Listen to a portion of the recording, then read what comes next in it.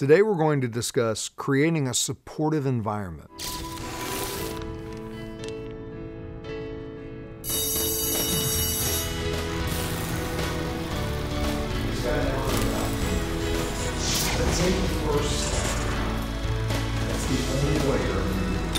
In last week's episode, we were talking about what do you do when you run into external resistance.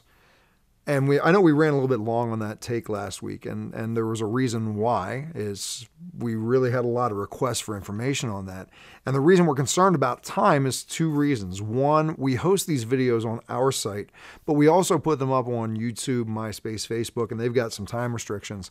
But secondly, it's that we want to keep your attention. I don't know how well you would do or how well I would do if I was sitting here running on for 10 or 15 minutes about, a specific subject. But there was so much content regarding that and so many people asked about it, we did make that video a little longer.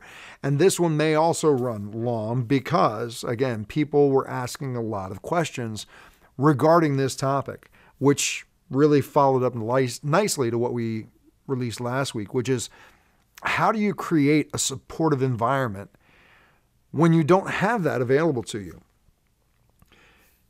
There's a saying that you become the sum of the 5 people you surround yourself with. You don't become the leader of that group. You become the average of that group. And a lot of people are in situations, whether it's self-imposed because they're not comfortable or they don't know where to reach out and find a support system. They're in a situation where the people that they're surrounding themselves with maybe are not playing at the level they want to play, or geographically they're restricted, that they don't have access to mastermind groups or seminars or book discussion groups. Well, it doesn't matter where you are. You can create a supportive environment. A supportive environment can be people, or it can be things that you surround yourself with, or things that you feed your mind with. Jerry loves my sharing this story that my personal development journey started in a jail cell. So you can't get much more isolated or in a non-supportive environment than that. That's where I read my first personal development book, which was Think and Grow Rich by Napoleon Hill.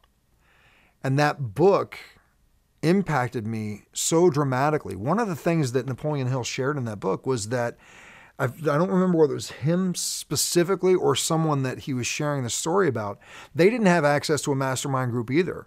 So what they did was they chose 5 people that they totally respected, totally admired. And some of these were former presidents, some of them were scientists, and they read every piece of information they could get about these 5 people.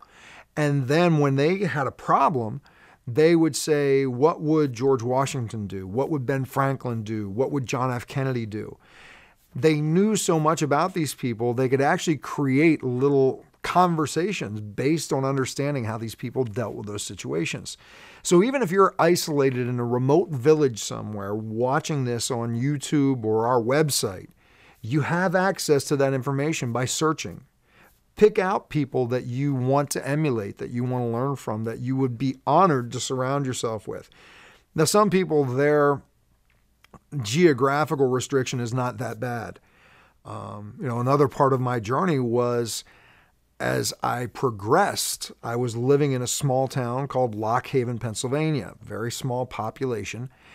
But I had committed at that point that I was A, going to stay sober, B, I was going to deal with the fears, the anger, the limiting beliefs, all these different things that were going on in my head that had led me down this self-destructive path, and that I was going to go back to living my dream, which as a child, the main thing I wanted to do was I wanted to be a singer and a songwriter and a performer. That's what I did for the majority of my life.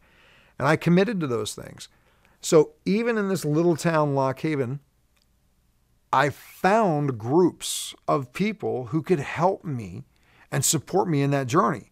I had to drive 30 miles to get to these meetings where I would be with these 6 to 12 people, and we would spend an hour brainstorming and talking about problems that we were having in our lives and creating kind of a buddy system where, I would say, I'm struggling with this right now. And somebody go, I had that same problem. Here's how I dealt with it.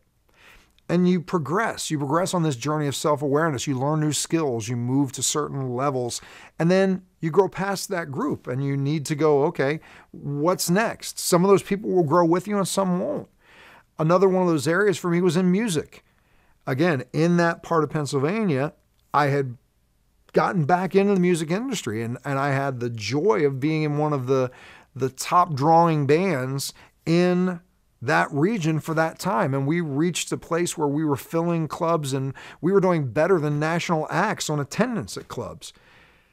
But there came a point where the band was not willing to go any farther. My dream and my goal was to record, to write original music, to travel, to perform, and they wanted to stay inside of a comfort zone. So in my professional life, I had to make a choice.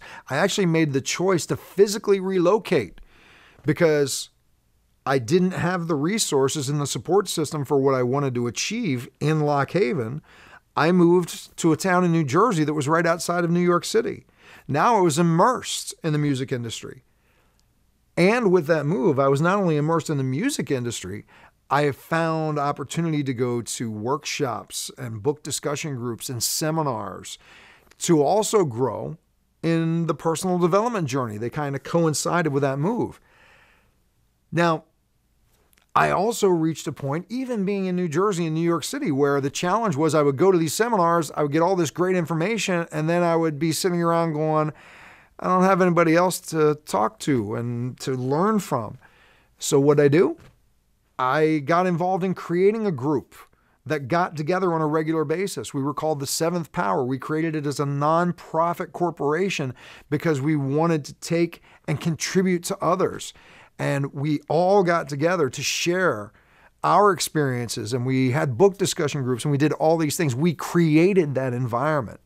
Now, for wherever you are geographically or on your journey, you have opportunities to create an environment that supports you. Sometimes that's by surrounding yourself with physical human beings.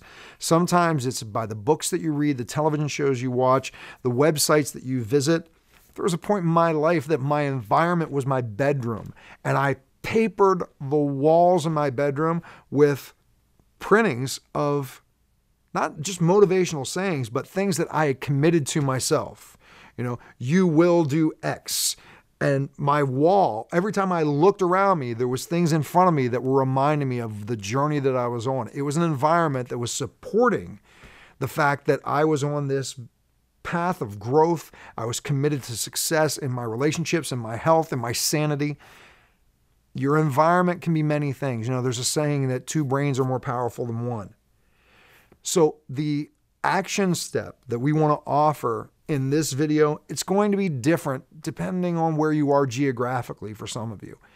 If you're in a major city or a larger city, look around in the newspapers, look around online television ads. You're going to find workshops, seminars, book discussion groups. Look in the phone book for a wellness center. Go there. Find other people that you resonate with, that you connect with, who are working on the same things you are, and then make the commitment to stay in touch with them. If you're not in a metropolis or an area that has something like that, use the internet as a resource. There are discussion books, there are forums, there are chat rooms, there are all sorts of places where you can meet like-minded people.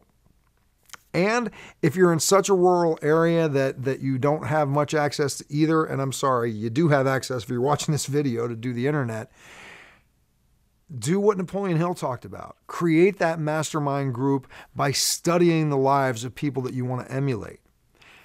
What I want to ask you to commit to is in this next week, find one person that you can align with. Again, whether it's face-to-face, whether it's online, find one person and commit to supporting each other, commit to sharing each other's ideas, commit to sharing your struggles, commit to sharing your goals and your dreams. And the 2 of you will find a 3rd and a 4th. Ultimately, I'd love to see you find at least 5, but start with just committing to get 1. You have our website as a resource. We're here to help you in every way that we can. I look forward to hearing your results. I look forward to connecting with you soon. I look forward to being a part of your support system. Take care, and we'll see you soon.